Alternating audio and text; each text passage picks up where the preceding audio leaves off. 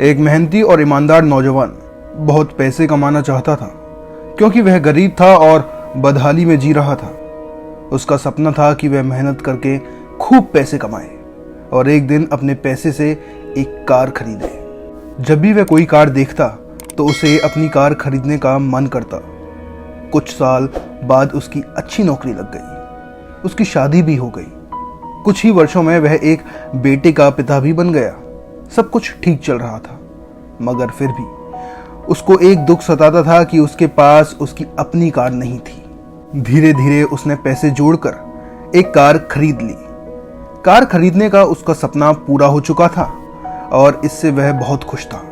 वह कार की बहुत अच्छी तरह देखभाल करता था और उससे शान से घूमता था। एक दिन रविवार को वह कार को रगड़ रगड़ कर धो रहा था, यहाँ तक कि गाड़ी के टायर को भी चमका रहा था। उसका 5 वर्षीय बेटा भी उसके साथ था। बेटा भी पिता के आगे पीछे घूम घूम कर कार को साफ होते देख रहा था।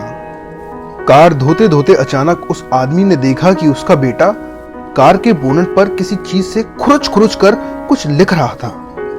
यह देखते ही उसे बहुत गुस्सा आया। वह अपने बेटे को पीटने लगा। उसने उसे इतनी जोर से पीटा कि बेटे के हाथ की एक उंगली ही टूट गई। दरअसल वह आदमी अपनी कार को बहुत चाहता था। वह बेटे की शरारत को बर्दाश्त नहीं कर सका।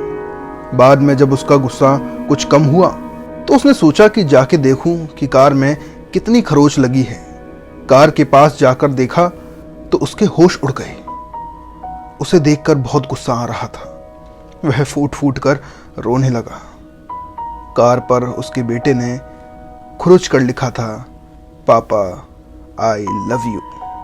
दोस्तों, यह कहानी हमें यह सिखाती है कि किसी के बारे में कोई गलत राय रखने से पहले या गलत फैसला लेने से पहले हमें यह जरूर सोचना चाहिए कि उस व्यक्ति ने वह काम किस नीयत से किया है। और भी ऐसी प्रेरणादायक और लाइफ चेंजिंग कहानियां सुनने के लिए आप हमारे चैनल आशीष वाणी को सब्सक्राइब कर सकते हैं।